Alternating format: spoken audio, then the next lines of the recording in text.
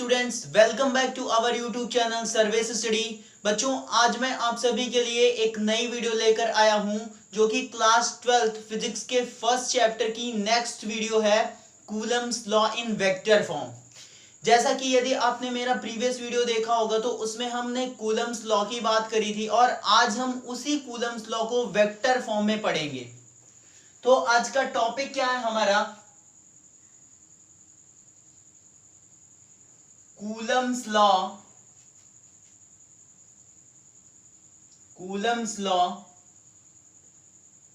In vector form.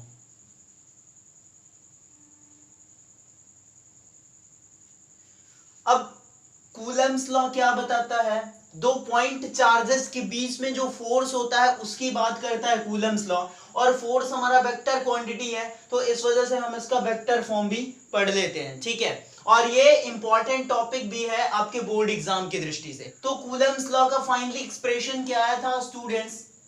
F is equals to 1/4 pi epsilon naught Q1 Q2 upon में R square, यही आया था। और इसका फिगर ड्रॉ कर लेते हैं। Q1 और Q2 चार्जेस हैं, ये हो गया Q1 हमारा और इधर ये हो गया Q2। ये हो गया चार्ज Q1 और ये हो गया चार्ज Q2। इन दोनों चार्जों का जो साइन है बच्चों वो सेम है, मतलब कि दोनों सेम टाइप के चार्जेस हैं, चाहे आप पॉजिटिव ले लो चाहे आप नेगेटिव ले लो, तो सेम चार्जेस हैं तो वो एक दूसरे को क्या करेंगे? रिपेल करेंगे, ठीक है। और इनके बीच की ये जो डिस्टेंस है वो कितनी है? R हो गई हमारी। इसके बाद बच्चों अब ये दोनों सेम चार्जेस हैं, लाइक चार्जेस हैं, तो एक दूसरे को रिपेल करेंगे।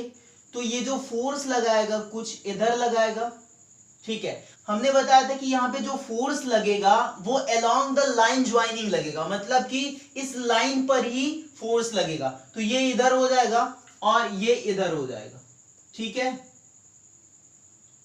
अब ये कौन सा चार्ज है? Q1, तो इधर फोर्स क्या होगा? और कौन लगाएगा फोर्स? Q2 चार्ज लगाएगा, तो ड्यू टू 2, ठीक है। ये क्या हो गया? इधर जो फोर्स लगेगा वो कौन सा होगा? Force on first due to 2। दूसरे की वजह से पहले पे जो फोर्स लगेगा वो क्या हो जाएगा? F12। इसी तरह इस पे क्या हो जाएगा? इधर Q2 है तो Q2 पे फोर्स कौन लगाएगा? Q1 लगाएगा, तो फोर्स ऑन 2 ड्यू टू 1 की वजह से जो दूसरे पे फोर्स लगेगा वो क्या हो जाएगा? F21। क्लियर है सभी को इतना? अब इसका वेक्टर फॉर्म हमको लिखना है, तो वेक्टर फॉर्म लिखने के लिए हमको क्या करना पड़ेगा? फोर्स हमारा वेक्टर है और यहाँ पे ये जो डिस्टेंस है इसको जब वेक्टर फॉर्म में लिखेंगे तो क्या हो जाएगा? डिस्प्लेसमेंट हो जाएगा। तो ये क्या लिखा है? ये मैग्नीट्यूड लिखा है, इसमें डायरेक्शन भी लाना पड़ेगा हमको। और यहाँ पे अगर हम डिस्प्लेसमेंट लिखेंगे, ये तो डिस्टेंस है, तो डिस्प्लेसमेंट क्या हो जाएगा?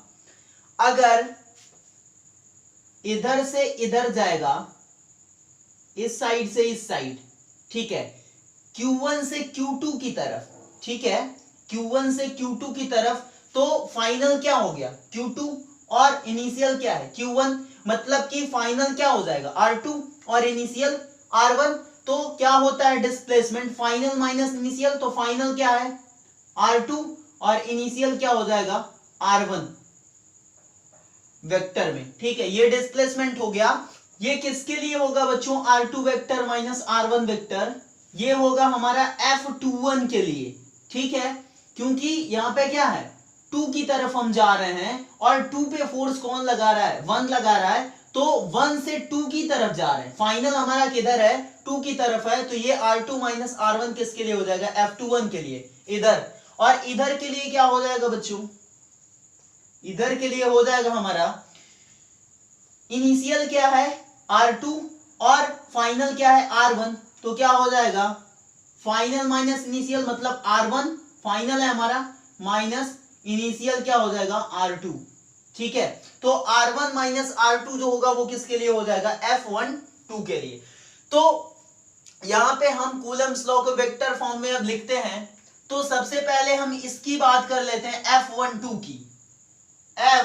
1 2, तो ये क्या हो जाएगा, ये हमारा सेम रहेगा 1/4 पाई एप्सिलॉन नॉट, और ये क्या हो जाएगा Q1 Q2 अपॉन में, अब फोर्स ऑन 1 ड्यू टू 2, तो फोर्स ऑन 1 ड्यू टू 2 के लिए क्या होगा, इधर वाला वेक्टर, तो इधर वाला क्या हो जाएगा, ये displacement r1 minus r2 vector, r1 minus r2 vector, ठीक है, और इसका स्क्वायर हो जाएगा, और ये मैग्नीट्यूड है तो यहां से इसको हटा दो, ठीक है, तो ये हो गया हमारा। अभी भी ये क्या है, ये स्केलर है, क्योंकि इसमें डायरेक्शन तो है नहीं, अभी हमको इसमें डायरेक्शन डालना पड़ेगा, तो डायरेक्शन कैसे निकालते हो आप, यूनिट वेक्टर ले लेंगे हम इसका, किसका, r1 माइनस r2 का, तो r1 माइनस r2 का यूनिट वेक्टर क्या होगा, कैसे लिखेंगे, r1 माइनस r2, ये हो जाएगा, और इसका क्या ले रहे हैं, यूनिट वेक्टर ले रहे हैं, ठीक है, पूरे पे ये क्या हो गया, कैप हो गया। क्लियर है इतना सभी को।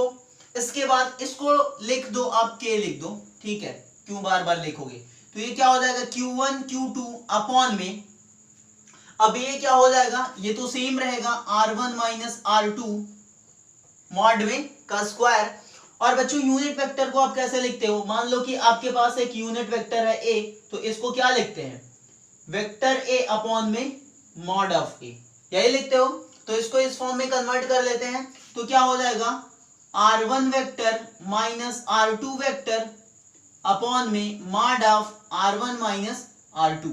क्लियर है सभी को, हो जाएगा ये। इसके बाद क्या लिखेंगे फाइनली इसको, k Q1 Q2 अपॉन में r1 माइनस r2, और बच्चों आप यहां पे ध्यान दीजिए कि एक r1 माइनस r2 ये है और दो ये हैं, तो यहां पे क्या हो जाएगा क्यूब, और ये क्या आ जाएगा r1 vector minus r2 vector, ठीक है। फाइनली ये हमारा क्या आ जाएगा, Coulomb's law in vector form आ जाएगा, फोर्स ऑन 1 ड्यू टू 2, ठीक है। अगर इसको थोड़ा सा और अच्छे से लिखना है तो क्या करोगे आप, क्या करोगे, ये जो r1 माइनस r2 है बच्चों, r1 माइनस r2 बोले तो क्या है, r ही तो है ना, इसको हम फाइनली r लिख सकते हैं ना, तो इसको आप ये भी लिख सकते हो कि F12 is equals to k Q1 Q2 upon में मॉड ऑफ r का होल क्यूब, और क्या हो जाएगा r1 vector minus r2 vector, ठीक है। आप ये एक्सप्रेशन भी लिख सकते हो, ठीक है, तो चाहे इसको लिखो चाहे इसको लिखो। अब हम क्या निकाल लेते हैं, force on 2 due to 1, force on 2 due to 1 देख लेते हैं क्या होगा, फोर्स ऑन 2 ड्यू टू 1, तो क्या हो जाएगा, ये क्या है, k है Q1 Q2 अपॉन में r स्क्वायर, तो क्या हो जाएगा मॉड ऑफ r का होल स्क्वायर हो जाएगा, और यहां पे हमको वेक्टर लाना है, तो हम क्या करेंगे बच्चों, फिर से हम इसका क्या ले लेंगे, यूनिट वेक्टर लेंगे, लेकिन यूनिट वेक्टर के लिए यहां पे क्या हो जाएगा, इसके पहले वाले में r1 माइनस r2 यूज किया था हमने, क्यों, क्योंकि फोर्स ऑन 1 ड्यू टू 2 था। अब हम क्या यूज करेंगे, r2 माइनस r1 डिस्प्लेसमेंट लेंगे यहां पे, क्योंकि फोर्स ऑन 2 ड्यू टू 1 होगा, जो कि इधर पॉइंट कर रहा है, ठीक है। तो यहां पे क्या हो जाएगा, r2 माइनस r1 का क्या ले लोगे आप, यूनिट वेक्टर, ठीक है, यूनिट वेक्टर ले लेंगे, ये क्या हो जाएगा k Q1 Q2 अपॉन में, इसको क्या लिखोगे, ये भी तो वही है ना, r2 माइनस r1 मॉड में का होल स्क्वायर हो जाएगा, और इधर क्या हो जाएगा, इस यूनिट वेक्टर को आप इस तरीके से ब्रेक कर सकते हो, तो क्या हो जाएगा, this vector upon mod of this, तो क्या हो जाएगा, दिस वेक्टर मतलब कि r2 vector minus r1 vector upon में mod of r2 minus r1। Clear है सभी को इतना। फिर से क्या हो जाएगा, ये k Q1 Q2 अपॉन में r2 माइनस r1 का होल क्यूब हो जाएगा, ठीक है, मॉड रहेगा यहां पे, और यहां पे क्या बचेगा, r2 माइनस r1 बचेगा, क्लियर है सभी को इतना? इसके बाद ये क्या है, R2 माइनस R1 को क्या लिख सकते हो, R लिख सकते हो सिंपली, तो आप R इसको लिख दो, यहां कहीं लिख लेते हैं हम, तो फाइनली इसको हम क्या लिख सकते हैं, force on 2 due to 1 is equals to K Q1 Q2 upon में मॉड ऑफ R का क्यूब हो गया। इसके बाद क्या लिख दो, R2 vector minus R1 vector, ठीक है, ये हो गया हमारा फोर्स ऑन 2 ड्यू टू 1। एक चीज आप यहां पे ये देखिए कि अगर फर्स्ट वाला हम निकाल लेते हैं तो यहां पे फोर्स ऑन 2 ड्यू टू 1 करेंगे तो यहां पे क्या हो जाएगा, R2 माइनस R1 हो जाएगा, सेम है। आप केवल पहले को निकाल के दूसरा वाला एक्सप्रेशन डायरेक्टली लिख सकते हो, लिख सकते हो कि नहीं? तो क्लियर है सभी को, ये क्या है, ये फोर्स ऑन 2 ड्यू टू 1 है और ये फोर्स ऑन 1 ड्यू टू 2 है। मतलब कि ये फाइनली जो एक्सप्रेशन मिल रहा है वो किसका है, कूलम्स लॉ का वेक्टर फॉर्म में एक्सप्रेशन है, ठीक है। ये दोनों क्या है, Coulomb's law in vector form. Clear है सभी को इतना? अभी थोड़ा इसका हम कंपैरिजन कर लेते हैं। ये जो कूलम्स लॉ के थ्रू हमको फोर्स मिल रहा है, इलेक्ट्रोस्टैटिक फोर्स, किससे कर लेंगे, ग्रेविटेशनल फोर्स से, Q1 Q2 अपॉन में R स्क्वायर, ठीक है, ये हो गया हमारे पास इलेक्ट्रोस्टैटिक फोर्स। और ग्रेविटेशनल फोर्स क्या होता है, Fg equal to capital G m1 m2 upon में R स्क्वायर, ठीक है, यही होता है। तो इन दोनों में क्या सिमिलरिटीज है बच्चों, सिमिलरिटी ये है, सिमिलरिटी क्या सिमिलरिटी है, F is directly proportional to 1 by R square या inversely proportional to R square. ये क्या है, inverse square law, inverse square law, ठीक है। यहां भी है, ये जो ग्रेविटेशनल फोर्स है ये भी जो दो मासेस रहेंगे उनके बीच में जो डिस्टेंस रहेगी उसके स्क्वायर के इनवर्सली प्रोपोर्शनल होगा, और यहां पे दो जो चार्जेस रहेंगे उनके बीच की जो डिस्टेंस रहेगी उसके स्क्वायर के इनवर्सली प्रोपोर्शनल होगा। तो दोनों में सिमिलरिटी क्या है, दोनों इनवर्स स्क्वायर लॉ को फॉलो कर रहे हैं, मतलब कि 1 बाई आर स्क्वायर के डायरेक्टली प्रोपोर्शनल है या फिर आर स्क्वायर के इनवर्सली प्रोपोर्शनल है, ठीक है। अगर डिफरेंस की बात करें दोनों में, क्या डिफरेंस है, पहला डिफरेंस ये है बच्चों कि ये जो दोनों फोर्सेस हैं, ग्रेविटेशनल फोर्स और इलेक्ट्रोस्टैटिक फोर्स, इसमें जो कांस्टेंट है K और इसमें जो कांस्टेंट है कैपिटल G, ये जो K है ये मीडियम पे डिपेंड करता है, लेकिन ये जो कैपिटल G है ये मीडियम पे डिपेंड नहीं करता, और इसी वजह से इसको क्या बोला जाता है, यूनिवर्सल ग्रेविटेशनल कांस्टेंट, ठीक है। कोई भी मीडियम हो, कैपिटल G की वैल्यू चेंज नहीं होगी, लेकिन ये जो K है वो क्या होता है, चेंज होता है। तो यहां पे क्या हो जाएगा, K depends on medium while capital Z does not depend on medium, ठीक है।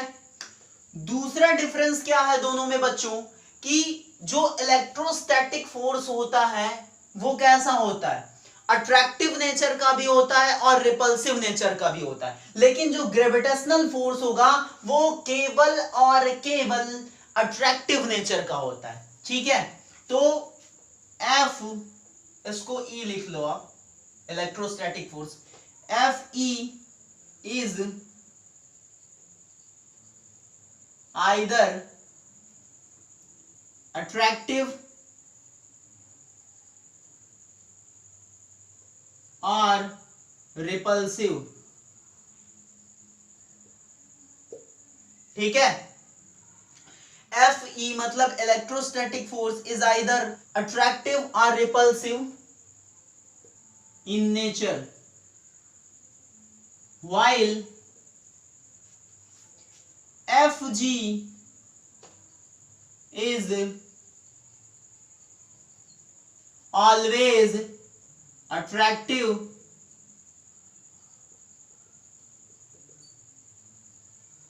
in nature। ठीक है, मतलब कि Fg ऑलवेज क्या होगा, अट्रैक्टिव नेचर का होगा, जबकि जो इलेक्ट्रोस्टैटिक फोर्स है यहाँ पे वो अट्रैक्टिव भी होता है और रिपल्सिव भी होता है, क्योंकि चार्जेस यहाँ पे दो टाइप के हैं, पॉजिटिव और नेगेटिव। अगर लाइक चार्जेस तो हमारा फोर्स रिपल्सिव और अनलाइक चार्जेस तो हमारा फोर्स अट्रैक्टिव। क्लियर है सभी को? डिफरेंस और सिमिलरिटी भी क्लियर है सभी को? कूलम्स लॉ का वेक्टर फॉर्म भी सभी को क्लियर है? यदि आपको वीडियो अच्छी लगे तो लाइक करना और कमेंट के थ्रू हमको बताना कि आपको कहां पे डाउट आ रहा है, और जो भी बच्चे चैनल पे नए हैं वो चैनल को सब्सक्राइब कर लेंगे।